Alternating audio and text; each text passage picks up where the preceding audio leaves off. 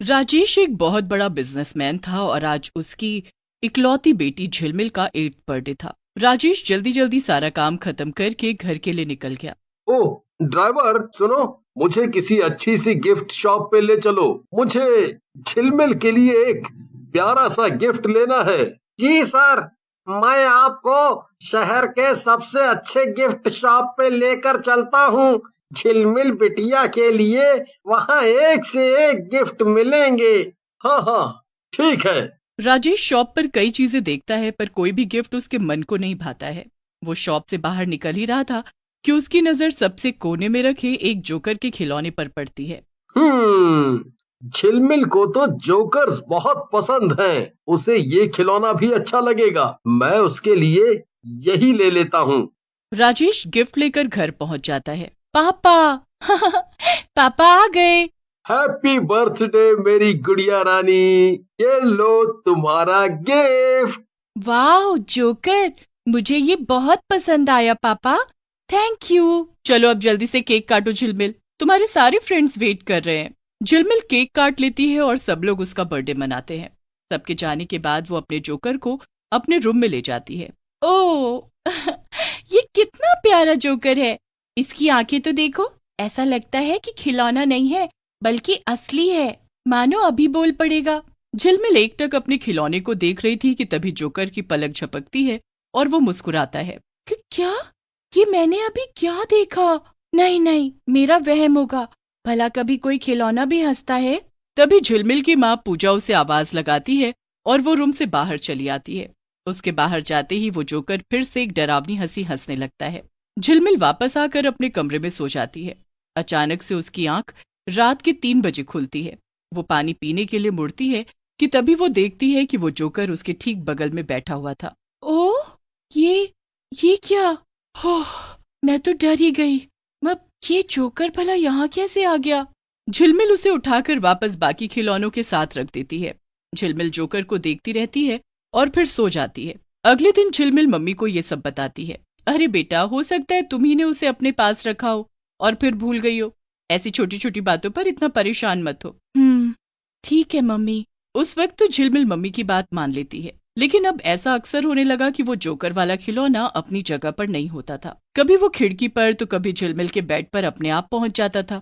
झिलमिल इस बात को काफी नजरअंदाज करने की कोशिश कर रही थी, लेकिन उसे अब जोकर से डर लगने लगा था। मुझे अब ये जोकर पसंद नहीं, मैं इसे अलमारी में बंद कर दूंगी। जोकर को अलमारी में रख कर झिलमिल सो जाती है। आधी रात को झिलमिल की आंख कुछ शोर से खुलती है। अलमारी के अंदर से आवाज आ रही थी, जैसे कोई अंदर से अलमारी पर हाथ पटक रहा हो। ये क्या हो रहा है? मुझे बहुत डर लग रहा है। मम्मी, पापा। अलमारी के अंदर से आवाज बढ़ती जा रही थी। झिलमिल की आवाज मम्मी पापा तक नहीं गई और वो बहुत डरी हुई थी। वो धीरे धीरे आगे बढ़ती है और उसने अलमारी का दरवाजा खोल दिया। तुरंत ही अंदर रखा जोकर झिलमिल पर झपट पड़ा। तेरी इतनी मजाल, तूने मुझे इस अलमारी में कैद किया। मैं तुझे मार दूंगा। बचाओ, बचाओ। कोई यहाँ तुझे बचाने नहीं आएगा। बचाओ, बचाओ। मुझे माफ कर दो, मैं अब कभी ऐसा नहीं करूंगी। प्लीज मुझे माफ कर दो। जोकर झिलमिल को छोड़ देता है और कहता है, इस बार तो मैंने तुझे छोड़ दिया है, लेकिन अगर दोबारा तूने मुझे गुस्सा दिलाया तो मैं तुझे जान से मार दूंगा। और हाँ, अगर तूने इस बारे में अपने मम्मी पापा को कुछ भी बताया तो मैं तुझसे पहले उन्हें जान से मार दूंगा। जोकर आराम से झिलमिल के बेड पर जाकर बैठ जाता है। एक दिन घर में पूजा पाठ थी और एक बहुत बड़े पंडित जी पूजा कराने आए थे, लेकिन घर के अंदर कदम रखते ही पंडित जी के चेहरे का रंग उतर गया। क्या हुआ पंडित जी, आप कुछ परेशान लग रहे हैं। मैं यहाँ पूजा नहीं कर सकता हूँ। इस घर में एक बहुत बुरी आत्मा का साया है, तुम्हें उससे खतरा है। क्या पंडित जी, इतने नामी पंडित हो के भी आप ऐसी चालें चल रहे हैं? आप ये सब कह रहे हैं ताकि हम आपसे कोई और पूजा भी करवाएं, जिससे हमें भूतों से राहत मिले। हाँ पंडित जी, हमें इन सब पर यकीन नहीं। राजेश और पूजा ने पंडित की बातों पर यकीन नहीं किया और पूजा किसी दूसरे पंडित से करवा ली। झिलमिल अब से बहुत डरी डरी रहती थी और मम्मी उसका ये बदला हुआ बर्ताव देखकर बहुत हैरान थी। झिलमिल, ये मैं क्या देख रही हूँ? तुम आजकल इतना गुमसुम क्यों रहती हो? ना अपने दोस्तों के साथ खेलने जाती हो और बस अपने रूम में सोने का बहाना बनाती रहती हो। आखिर क्या बात है बेटा? ऐसा क्या हुआ है जो तुम इतना डरी हुई हो? मुझे बताओ। मम्मी। झिलमिल अपनी मम्मी को जोकर के बारे में बताना चाहती थी, लेकिन उसे जोकर की दी हुई धमकी याद आ जाती है और वो कुछ नहीं बोलती है। कुछ तो बात जरूर है। ठीक है, अगर तुम मुझे अभी नहीं बताना चाहती हो तो कोई बात नहीं, पर बेटा तुम्हें जब भी ठीक लगे तो मुझे तुरंत आकर बताना, ठीक है? ठीक है मम्मी, मुझे इस पर नजर रखनी पड़ेगी कि आखिर बात क्या है। पूजा ने सारी बात राजेश को बताई और दोनों ने झिलमिल के रूम में एक हिडन कैमरा लगा दिया। आओ पूजा, पिछले एक हफ्ते की सारी रिकॉर्डिंग हो गई है इस कैमरे में। आओ देखते हैं कि आखिर झिलमिल क्यों इतना परेशान है। पूजा और राजेश रिकॉर्डिंग देखकर हैरान रह जाते हैं। वो देखते हैं कि वो भूतिया जोकर हर रात को अपने आप चलता और बोलता था और झिलमिल उससे कितनी डरी हुई थी। ये सब क्या है? हमारी झिलमिल के साथ ये सब क्या हो रहा है? मैं अभी जाकर उस जोकर को घर से बाहर फेंक दूंगी। पूजा तुरंत झिलमिल के कमरे में जाती है और उस भूतिया जोकर को खिड़की से बाहर फेंक देती है, लेकिन वो जोकर वापस आ जाता है। तेरी इतनी मजाल, तूने मुझे फेंका। जोकर अपनी शक्तियों से पूजा को हवा में उड़ा देता है और जमीन पर तेजी से पटक देता है। आह! पूजा, पूजा, तुम ठीक तो हो ना पूजा? इसके बाद राजेश जल्दी से पूजा और झिलमिल को लेकर घर से भागने लगता है, लेकिन सारे दरवाजे बंद हो जाते हैं। कोई यहाँ से बाहर नहीं जाएगा। मुझे तो बस एक घर चाहिए।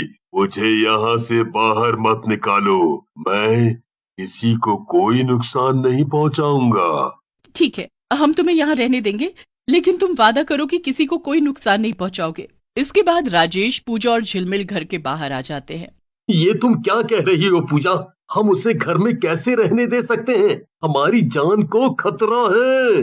मैंने सिर्फ उसका ध्यान भटकाया है ताकि वो हमें नुकसान न पहुंचाए और हमें उससे पीछा छुड़ाने का समय मिल जाए। मुझे पता है कि वो कोई बुरी आत्मा है और हमसे झूठ बोल रहा है। उसे सिर्फ घर में नहीं रहना है, बल्कि कुछ और ही मकसद है उसका। आप जल्दी से उन पंडित जी के पास जाइए जिन पर हमने यकीन नहीं किया था, और उन्हें सब बताइए। राजेश तुरंत पंडित जी के पास जाता है और उन्हें सब बताता है। वो भागा भागा वापस आता है। पूजा, ये बहुत खतरनाक और बुरी आत्मा है। पंडित जी ने कहा है कि इससे छुटकारा पाने के लिए हमें रायपुर के जंगल में जाना होगा। एक बहुत सिद्ध तांत्रिक रहते हैं, वो एक भभूति देंगे जिसे इस जोकर पे छिड़कने से हमें इससे छुटकारा मिल जाएगा। तो देर किस बात की? आप अभी के अभी जाइए और वो भभूति लेकर आइए। हमारे पास ज्यादा वक्त नहीं है। मैं जल्द लौटूंगा। तुम तब तक अपना और झिलमिल का ख्याल रखना। इतना कहकर राजेश जल्दी से रायपुर के लिए निकल पड़ता है। तभी पूजा देखती है कि झिलमिल उसके आसपास कहीं भी नहीं है। अरे, अभी तो यही थी। झिलमिल अब कहाँ गई? पूजा वापस घर के अंदर आती है तो उसे झिलमिल की चीखें सुनाई देती है। माँ, मुझे बचाओ माँ, माँ! पूजा भागकर जाती है और देखती है कि जोकर झिलमिल की गर्दन को पकड़े हुए था। दूर हो जा मेरी बेटी से शैतान! पूजा जोकर को पकड़कर दूसरी तरफ फेंक देती है, मगर वो जोकर अपनी शक्तियों की मदद से टेबल को पूजा के ऊपर उठाकर पटक देता है। पूजा बुरी तरह से घायल हो जाती है। आह! श्राप की वजह से मैं सालों से इस खिलौने में कैद हूँ। मुझे एक शरीर चाहिए। इतना कहकर जोकर झिलमिल के ऊपर झपट पड़ता है। जोकर ने झिलमिल का गला कस के पकड़ रखा था और झिलमिल की सांसें रुक रही थी। पूजा दूर से ये सब तमाशा देख रही थी, पर वो चाहकर भी कुछ नहीं कर पा रही थी। हे भगवान, हमारी मदद करो, इस शैतान से मेरी बेटी को बचाओ। तभी जोकर के गले में एक धागा आकर गिरता है। जोकर बहुत तेज चिल्लाता है और झिलमिल का गला छोड़ देता है। राजेश ने तांत्रिक की दी हुई सिद्ध रस्सी से जोकर का गला बांध दिया था और जोकर खुद को छुड़ा नहीं पा रहा था। नहीं, मेरी कहानी ऐसे ही खत्म नहीं होगी।